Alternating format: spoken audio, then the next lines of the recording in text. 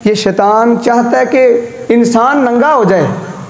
शैतान ये कोशिश करता है कि इंसान को नंगा करे, चाहे जिस तरह भी पर कोशिश करे। देखो ना, अल्लाह का कुरान में मफहूम आपके सामने रखता हूँ। इसने बाबा जी आदम को नंगा किया कि नहीं? अम्मा जी हवा अलैहिस्सलाम को नंगा करवाया कि नहीं?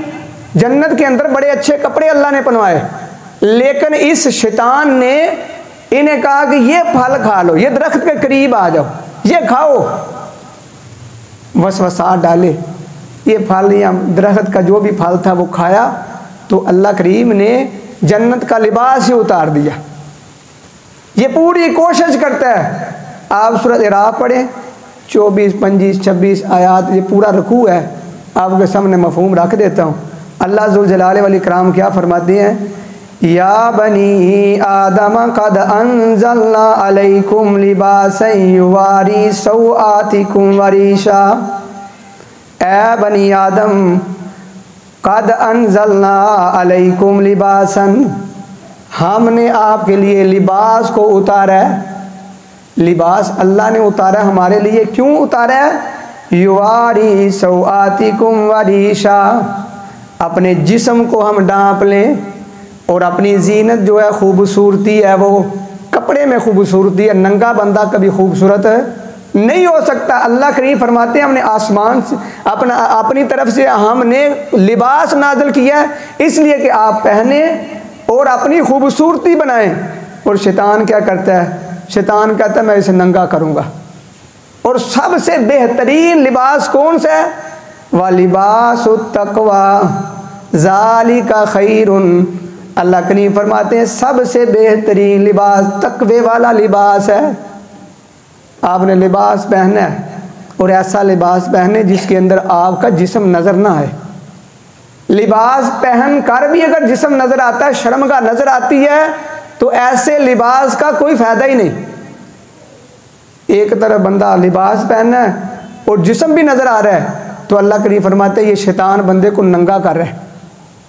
ये इसे कहते नंगा, कि शैतान नंगा करवाता है, फिर बेहयाई को आम करता है, फिर इंसान को कमज़ोर कर देता है। तो अल्लाह करीम फरमाते हैं या बनी आदम ला यफ्तिनन्नकुमुश शैतानु, ए बनी आदम याद रखना तुम्हें शैतान ज़रूर फितने में डालेगा। ये कुरान की आयत पढ़ रहा हूँ मैं, कोई मैं कहानी किस्सा नहीं सुना रहा। शैतान क्या करता है? इंसान को फितने में डालता है। कमा अखरजा अबावैकुम मिनल जन्नती, जिस तरह तुम्हारे बाप को उसने, अबावई माँ और बाप दोनों, यानी माँ और बाप को निकाला, मिनल जन्नती जन्नत से निकलवाया। ए आदम, ए वो आदम के बेटे, ये मत अपने ज़हन के अंदर बात रखना।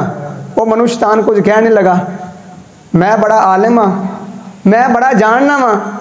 ये शैतान हर बंदे के ऊपर ज़रूर हमला करता है, चाहे कोई आलिम है, चाहे कोई जाहल है, चाहे कोई नमाजें पढ़ने वाला है, तहज्जुद पढ़ने वाला है, हर बंदे के ऊपर ये ज़रूर हमला करता है।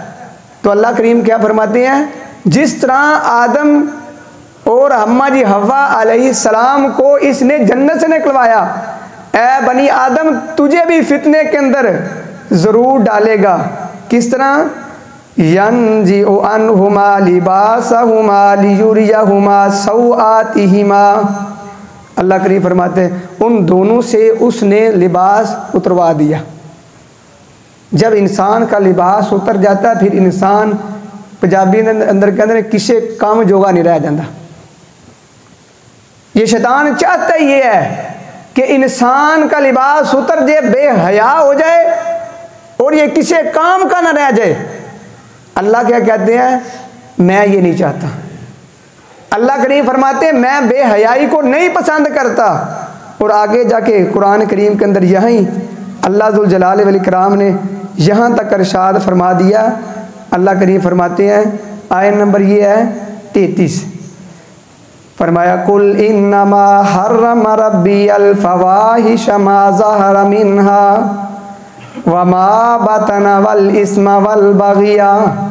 अल्लाह करीम फरमाते हैं आपके रब ने, यानी मेरे रब ने फहाशी को हराम कर दिया है। जिस तरह मुर्दार हराम है, जिस तरह सूर हराम है, जिस तरह शराब पीना हराम है, जिस तरह सूदी कारोबार करना हराम है, इसी तरह अल्लाह करीम ने फहाशी को हराम किया है।